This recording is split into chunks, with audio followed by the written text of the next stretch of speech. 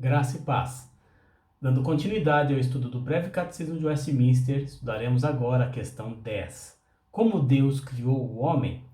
E a resposta: Deus criou o homem macho e fêmea, conforme a sua própria imagem, em conhecimento, retidão e santidade, com domínio sobre as criaturas. Estudamos anteriormente as obras da criação e temos a oportunidade agora de estudarmos mais detidamente a criação do homem. Claramente nós vemos aqui uma distinção da narrativa da criação do homem das demais criaturas de Deus. Nesse sentido, eu convido a ler comigo no livro de Gênesis, o capítulo 1.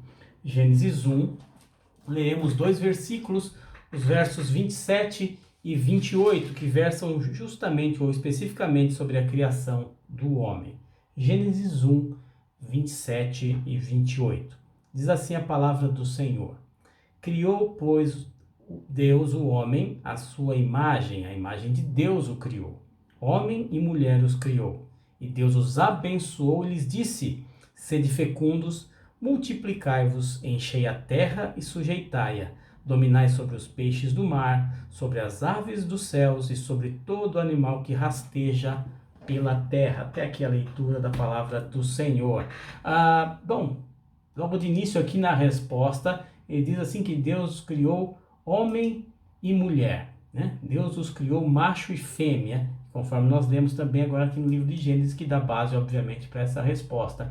Na narrativa da criação, quando eu disse sobre esses distintivos, né, colocados sobre o homem, essas diferenciações, essas questões especiais, e justamente por isso o homem é narrado na palavra do Senhor como coroa da criação, né? Mas uma das coisas importantes e iniciais para refletirmos aqui é sobre essa afirmação de que Deus criou homem e mulher, macho e fêmea, isso como sendo o seu desígnio perfeito, a ordem natural das coisas. E nós vemos nos nossos dias como esse conceito, como essa ordem natural de Deus tem sido atacada de todas as formas, de todas as maneiras, seja na tão presente nos nossos dias ideologia de gênero, ou em tantas bandeiras que são levantadas por tantos movimentos LGBT e uma série de outras siglas que nós muitas vezes nos perdemos nelas. Mas nós temos isso e isso claramente tem que saltar aos nossos olhos como uma consequência daquilo que acontece um pouco mais à frente. Nós acabamos de ler Gênesis 1, mas aquilo que aconteceu um pouco mais à frente em Gênesis 3, ou seja, a queda do homem. Isso tudo como uma consequência do pecado que entrou no coração do homem, que contaminou toda a humanidade, ou seja, cada uma das áreas da experiência humana, cada uma das relações humanas, seja com Deus, seja com a natureza e seja com o próximo, foi dessa forma contaminada pelo pecado. Nós temos hoje, nesse sentido, todo tipo de torpeza, todo tipo de desvio, ou seja, coisas realmente de fato indizíveis, né? Mas que a Escritura claramente nos aponta como um sinal dessa rebeldia, como um sinal deste afastamento do homem da vontade do Senhor. Nós somos não poucas vezes acusados de discriminação e uma série de outras coisas, inclusive que estão previstas no Código Penal, mas nós temos que fazer uma diferença e pontuar isso de uma maneira muito firme, da diferença sobre o que é discriminação e daquilo que é o julgamento moral à luz da Sagrada Escritura. Não os julgamentos temerários que são condenados por ela mesma, mas aquilo que a palavra do Senhor claramente nos aponta como sendo um desvio, como sendo um distanciamento da vontade do Senhor. Nós temos que ser firmes nesse sentido, amar as pessoas, mas expor o erro à luz da Escritura como um ato de amor também, né? Aquilo que a palavra do Senhor claramente nos revela é aquilo que nós devemos realmente testificar, é aquilo que nós devemos defender. Não só isso nos fala a resposta aqui à pergunta de como Deus criou o homem, mas diz que ele foi criado à sua própria imagem. E a resposta à pergunta 10 coloca aqui: em conhecimento, retidão e santidade. E a imagem e semelhança de Deus aqui, esse conhecimento, é importante porque isso justamente como fator distintivo é que dá condição do homem de viver a companhia de Deus, como filho dele, como servo, né? Como mordomo na criação. O homem foi criado com essas condições essas que foram maculadas, que foram perdidas em Gênesis 3, ou seja, na queda. Condições morais, condições espirituais, ou seja, o homem criado como um ser moral, um ser espiritual. E essa condição triste, né, que nos foi imposta pelo pecado só pode ser resolvida pelo próprio Senhor, né, na pessoa do seu Filho Jesus, no seu sacrifício, que nos pode alcançar e nos limpa de todo o pecado.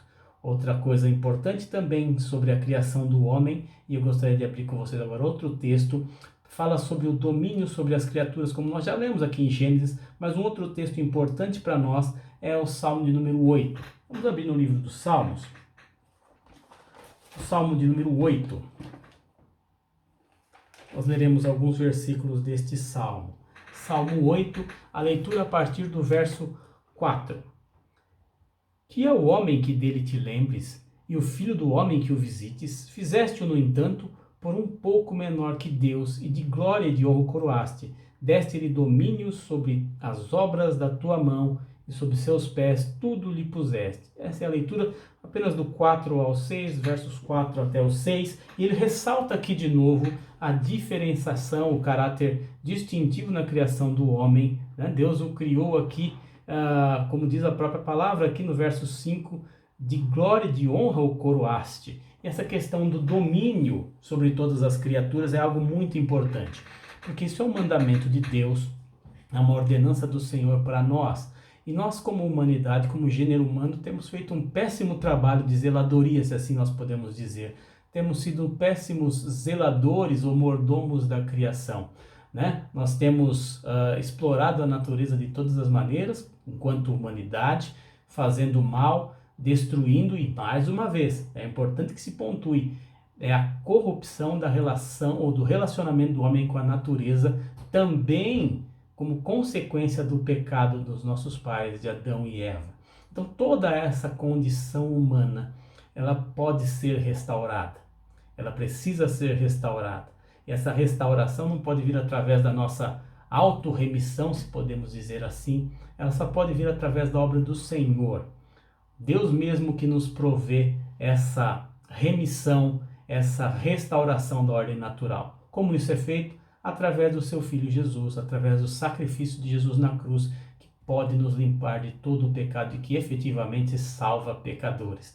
Que nós tenhamos essa certeza em nosso coração, que nós trabalhemos isso, que vivamos de acordo com aquilo que Deus estabeleceu para nós, que sejamos servos fiéis, que sejamos aqueles que realmente cuidam da natureza, que cuidam da criação, que possamos buscar viver em retidão e santidade em conhecimento de Deus, e que nesse sentido Ele mesmo nos abençoe e capacite.